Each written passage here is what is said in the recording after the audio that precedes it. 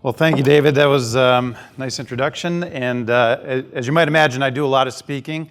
This is definitely the first time I've ever followed a chicken dance coming up onto the stage. So it was a first for everything. So thanks for having me here. It's great to see such a great audience. David and I have known each other for several years, back when TINYpulse was actually tiny. So it's nice to be here at your conference today. I want to talk a little bit about some of the research that my organization does, specifically focusing on a relatively broad but very current topic, and that's around organizational agility. Let me give you just a little bit of background, because some of you probably don't know who I4CP is. You can say C3PO if you want. I know it's kind of a mouthful, but it stands for the Institute for Corporate Productivity. And we're a research organization that focuses on the people practices of high-performing organizations. So I have a team of analysts that goes out and researches a variety of different human capital issues, always with a focus on what are high-performing organizations doing differently than low-performing organizations. So what I mean by high performance are companies that have better revenue growth, market share, profitability, and customer satisfaction than their competition. We're not only focused on what are they doing differently than low performing, but through regression analysis, we're looking at what specific human capital practices equate to bottom line business impact, which I think many in the field of human capital have always been looking at. And so we work with a variety of well-known companies. Overall, we have a membership model where these companies subscribe to get access to that research, and we also have a peer network that they participate in, and we're working with the CHROs and that CHRO's team in these companies. So that's a little bit of background on how we operate as an organization and what we do as a company. So let me walk you through some of the things that we've seen out in the market, and I'm going to start with a story that's personal to me, but business related, around what I've seen around organizational culture. And I want to relay a situation. This goes back to 2009. I had 2 meetings in Silicon Valley, one in the morning and one in the afternoon, both with very iconic Silicon Valley companies. And so for the morning meeting, I walk into the lobby of the headquarters of this iconic company. And it was a very large marble kind of foyer that you walk into. Nobody around, just deadly silent. I could hear my shoes clicking on the floor as I'm walking in. It's just kind of echoing as I walk into this lobby. At the far end of the lobby was a receptionist. Maybe not, the sharpest tool in the toolbox, but the receptionist, greeted me when I came in, kind of gruffly. Said, yeah, let me find the person that you're supposed to meet with. That person came out, got me, and brought me back behind the scenes, and it was just a sea of cubicles where everybody was wearing ties, which I thought was kind of weird for Silicon Valley, and everybody was talking in very hushed tones. It was like deadly silent in this cube land. So we go into this conference room to have our meeting, and we're talking softly because I felt like we were going to disturb the people that were outside the conference room. So I left there thinking, okay, that was a little bit of an odd experience. And then in the afternoon, I went to company number 2. And in company number 2, I walk into their lobby. It's glass. There are plants all over the place. There are people coming in and out, talking to each other, laughing, very casually dressed. I think some were in bikinis and bathing suits, but it was clearly a happy environment. And when I went behind the scenes to meet with the HR exec that I was meeting with, it was pretty similar behind the scenes too as it was in the lobby. So my question is, does culture translate into performance of the organization? If I had invested in both of those companies the moment I walked out of their lobbies, here's what would have happened to my investment. So company number 1, obviously, is the one on the bottom. Company number 2 is the one on the top. Any guesses as to which companies these are? Somebody said HP. Who said that? I never get that. That's fantastic. And somebody said Apple over here, I heard. So that's exactly right. So the one on the top is Apple. The one on the bottom is HP. Now, I've shared this story a couple of times. A couple of weeks ago, I was at the EdCast conference in Silicon Valley. I was immediately followed by a speaker from HP. So that was a little awkward for me. But luckily, I had prefaced that speaker on what I was going to do. And I've had this conversation with folks who were in that environment at HP, and they said, you are spot on. That's exactly what our culture was like, and some of the issues that we had with our culture. Now, in fairness to HP, they're very different today, right? They have split up into now 3 companies, and what I'm showing here is HPE stock price, but generally the stock price, if I had invested back then, was going to be relatively flat to down from that time period. So I show you that example because I do think culture really matters in an organization, and you can kind of feel it. I walk into a lot of different companies every day, and you can kind of feel like what's happening with the culture. And one company that I continue to be fascinated by is Microsoft. Now, who's here from Microsoft? Anyone? Nobody. Okay. Oh, did we get one? Okay, all right. So Microsoft is a really interesting story, in my opinion, around organizational agility. I don't know how many of you remember when they rolled out Windows 95, like way back when, but that was kind of a big deal when they did it. There were parties all around the country, and the Rolling Stones, were involved, and so it was an interesting time period. At the same time period, they were under attack by new internet companies. So Netscape, being one of the bigger ones, but a bunch of companies were suddenly causing Microsoft to relook at what they were doing. And while the euphoria around the new operating system was going on, Bill Gates was very, very concerned about what the internet was doing to Microsoft. And so he typed up this memo on a 1940s typewriter, I think, and sent it out to the whole company called the Internet Tidal Wave. And basically, the genesis of the memo is, if whatever you are doing is not web-enabled, stop, make it web-enabled. And that was a remarkable example of organizational agility. Microsoft at that time was still a pretty big company.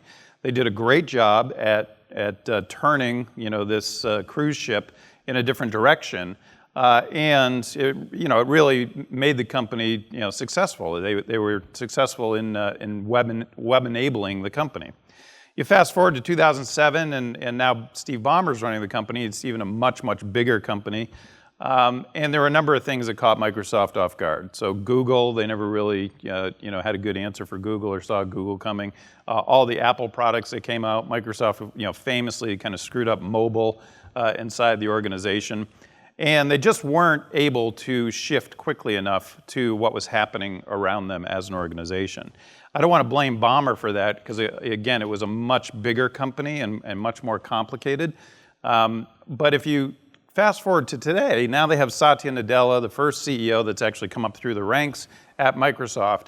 And I've, in probably the last 15 years or so, I've never seen Microsoft employees more enthusiastic, more excited to be at the company, and looking forward to the promise of the future in the organization.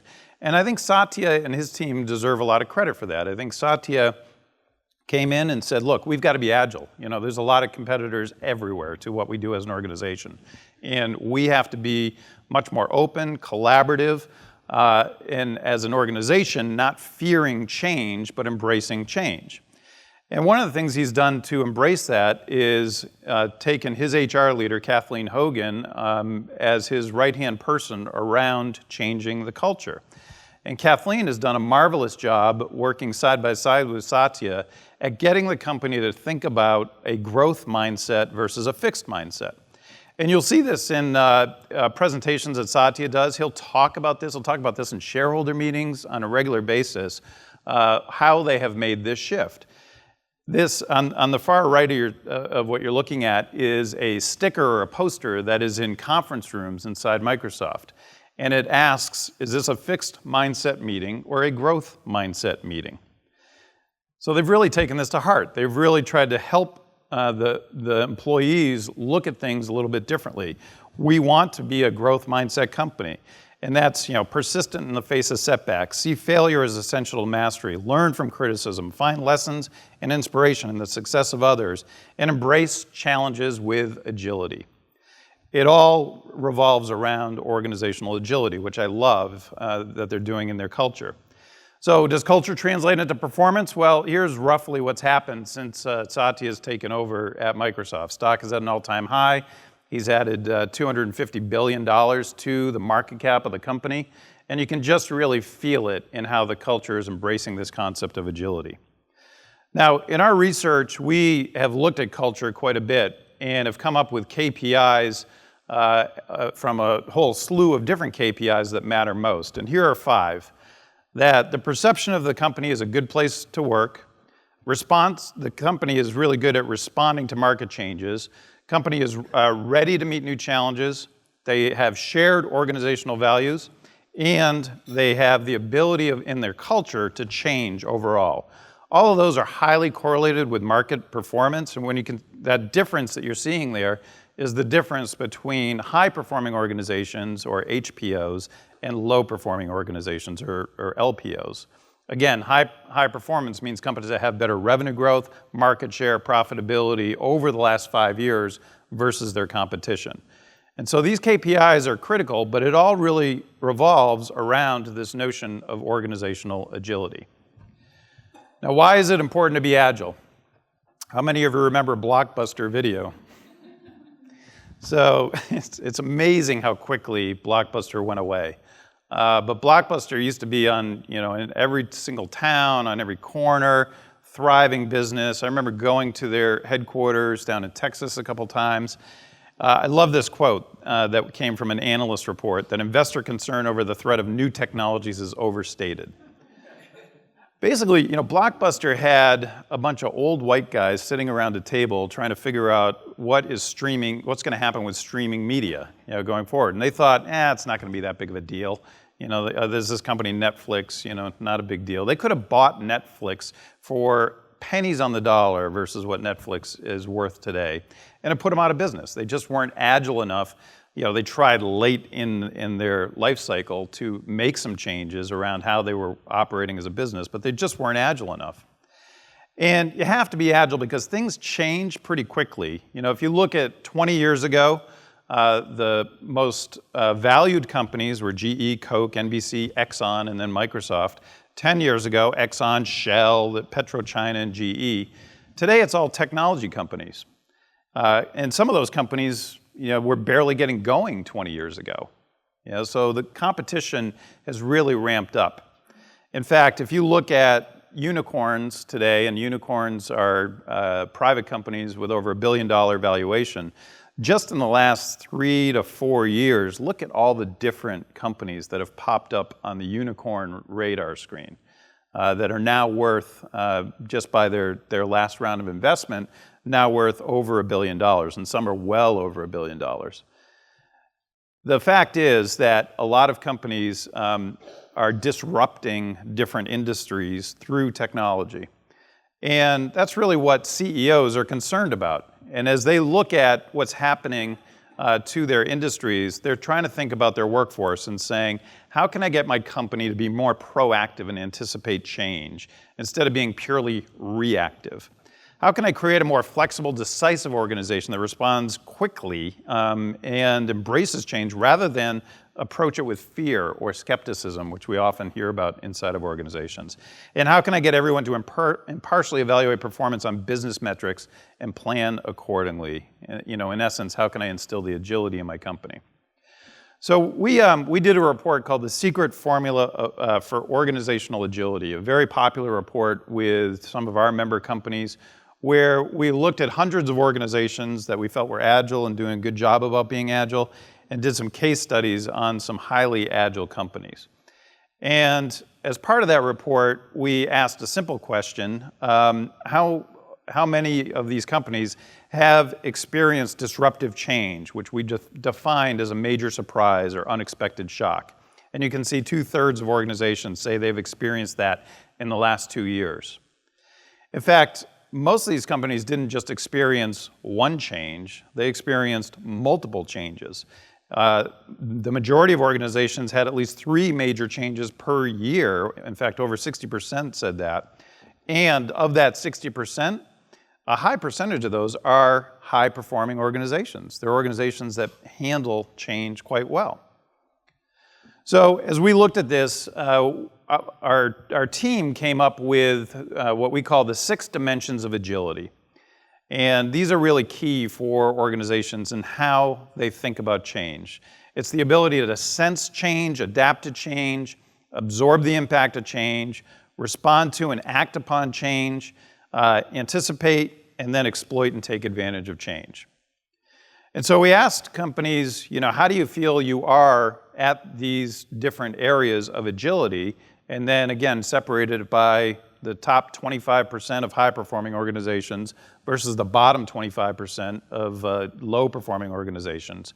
And you can see that across the board, high-performing organizations, by several factors in most cases, said that they are much better than low-performing organizations at doing this. In fact, I'll draw your attention to the bottom 2, which I think are the most critical. The ability to respond quickly and then exploit or take advantage of changes in the business environment, that is really what separates the winners from the also-rans. That is how your organizations should look at change overall. Not only are we going to handle change just fine, but we're going to take advantage of that change. And in fact, some of the best companies I know, they actively induce change on a regular basis. You probably know some companies like this, where they're reorging on a every 6-month cycle. They're constantly introducing new products. They're looking at how they can improve the business. And it goes back to Andy Grove's old saying, only the paranoid survive. And that's the way these organizations are working. They're constantly trying to think about who is going to kill my company.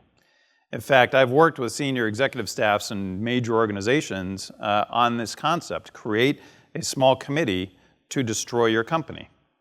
And sit around and figure out, okay, if we were going to destroy our company and disrupt our industry, what would we do? And that's the way you stay ahead of the industry and embrace change overall. Now, how many of you read a few weeks ago about IBM asking all their employees to come back into the office and not work remotely? Yes, several of you read that. How many of you thought that sounded really stupid? Yeah, me too. I thought, why are they doing this? Didn't they learn from what Yahoo did? And there's several examples out there where companies have tried to do this and have failed, and it's gone over like a lead balloon. Well, I suspected IBM had ulterior motives because they're a smart company. And the CHRO, Diane Gerson, is a friend, and I knew that she would be very involved in this, and they wouldn't do it lightly. They wouldn't just do a knee-jerk reaction. So I called up Diane and I said, okay, hey, what's the story here?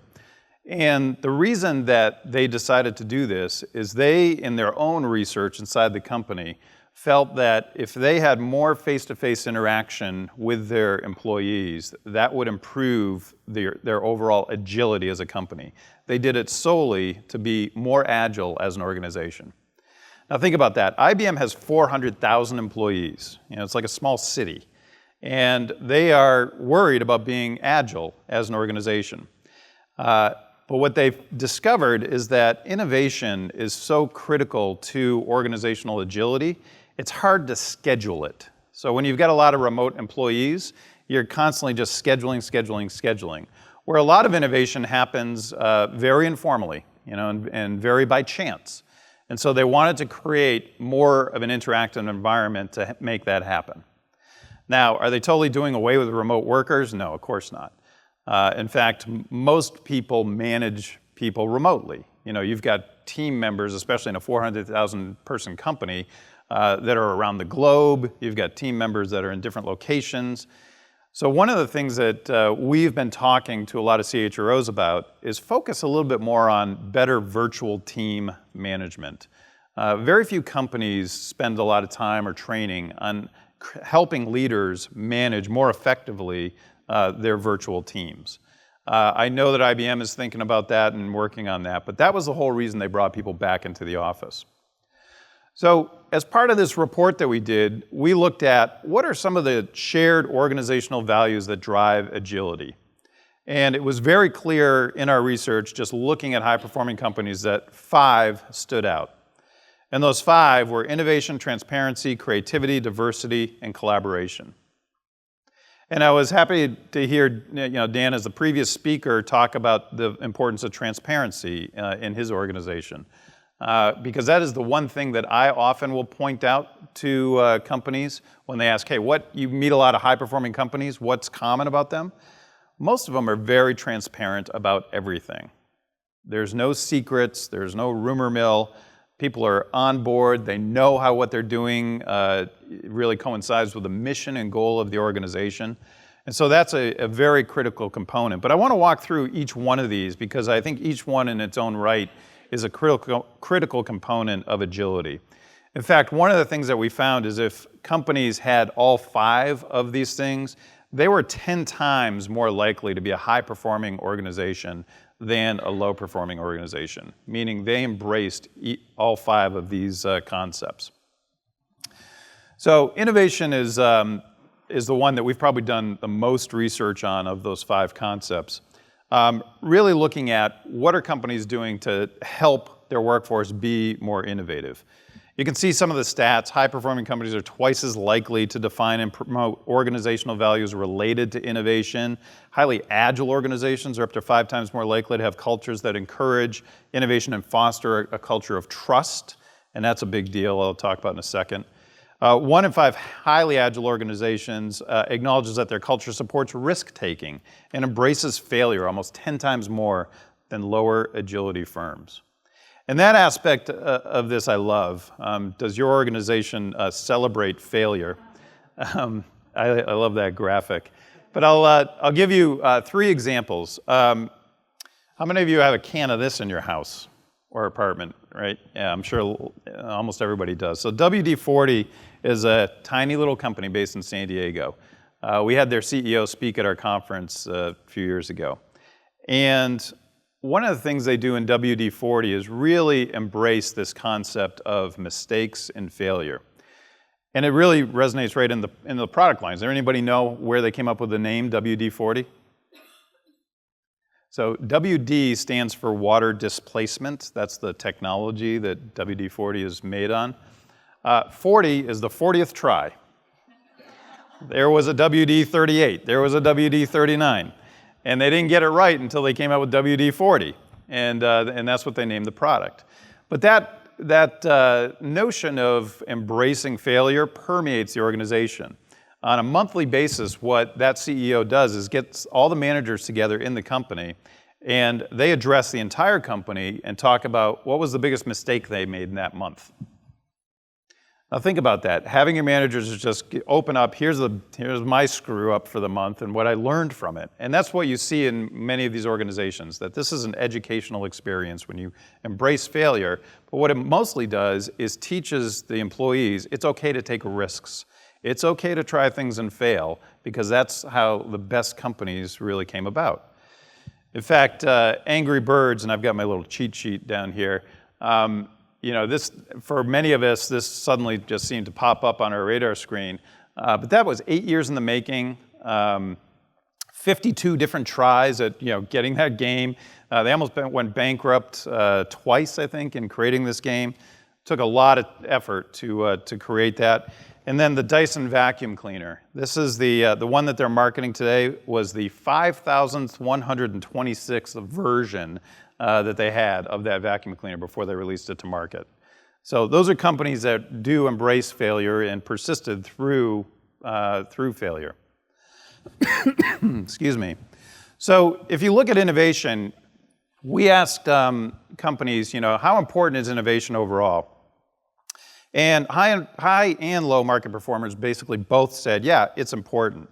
But then when we asked, how effective are you at it? High market performers, 40% of them said we're very or highly effective at innovation, where low market performers, only 8% said that. Huge difference. And you can see innovation really pop up as a differentiator between companies.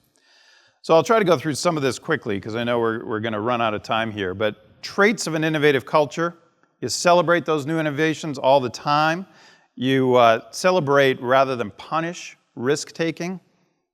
You reward leaders who are adept at encouraging innovation, strive to reduce barriers, and then have a learning culture that freely shares knowledge. I'll make these slides available to you guys too, by the way. I want to talk for a second about this idea of a learning culture. We found that top performers are 5 times more likely to say internally they have a learning culture. And what we mean by learning culture is that active knowledge sharing permeates the organization. Learning is in the organizational values. It's something that often is written down in those organizational values. Leaders at all levels are involved in teaching others and reinforcing learning's importance. And we've done a whole report on leaders as teachers. Some of the best companies, they incorporate their leaders as teachers in the organization. I saw a lot of head nods on that one. Learning is reinforced in hiring and in leadership development. So right out of the bat, right out of the gate, they're reinforcing the importance of learning. And then the organization is measuring learning's effectiveness overall. All of these things are traits of a learning organization. Oh, I forgot the last one.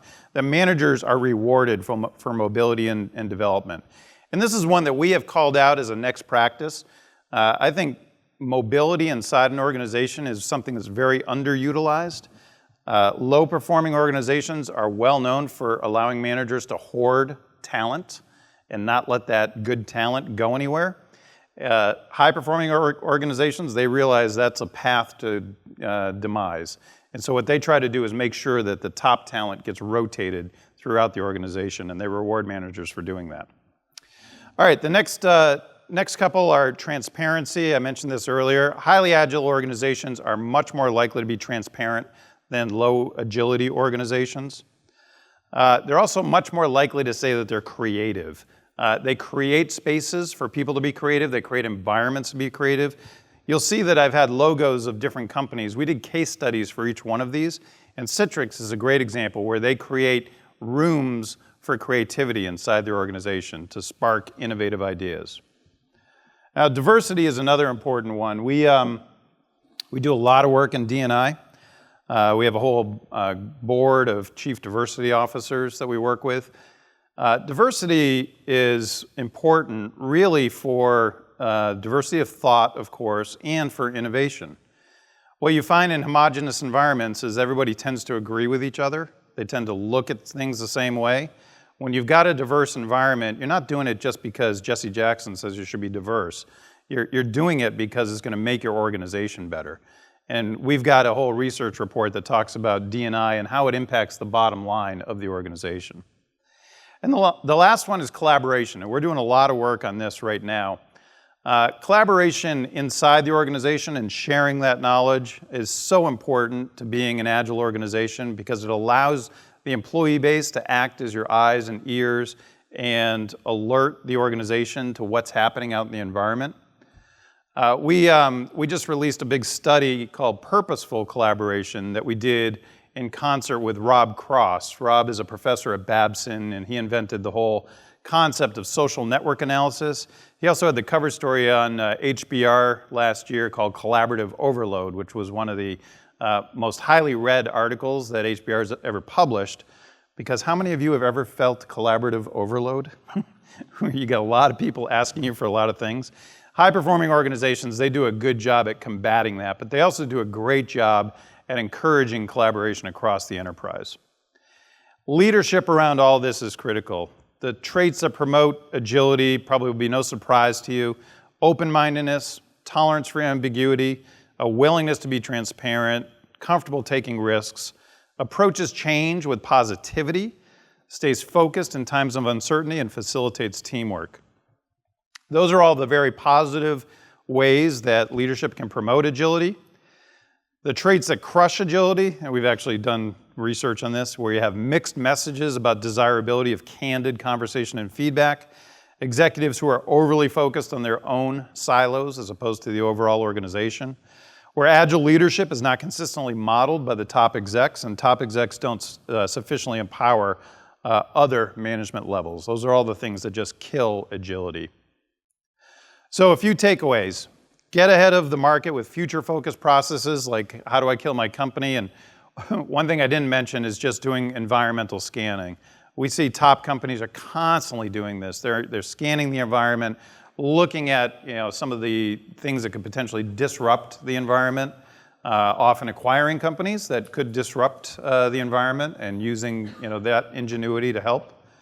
Include those 5 things in your organization's values and celebrate mistakes, stop punishing failure, and probably most importantly, make knowledge sharing a priority. It's really one that a lot of companies have a lot of work to do on. They think they do it and they don't do a great job at it, but that is a key takeaway. We're doing a new study on organizational agility if anybody's interested. We've been over the last probably 8 weeks interviewing CHROs of Fortune 500 companies around agility. We're going to be launching a survey at the end of this month and then releasing our findings in a few months at our conference about org agility. So if you are interested in this topic, stay tuned. We'll have a lot more around it, and I'm happy to talk to anybody about it further. So I want to leave time for a few questions, so I'll turn it over to David. Great, thank you. So just real quickly, what are some of the quick wins that an organization that wants to become more agile can do? Some small things that they can put to work right away. Well, that knowledge sharing is a critical one in my opinion because that gives people a voice inside the organization. So if you give them tools to create knowledge, to create content inside the organization, and they know where to post it. I think one of the issues that a lot of companies have today is there's too many collaboration tools.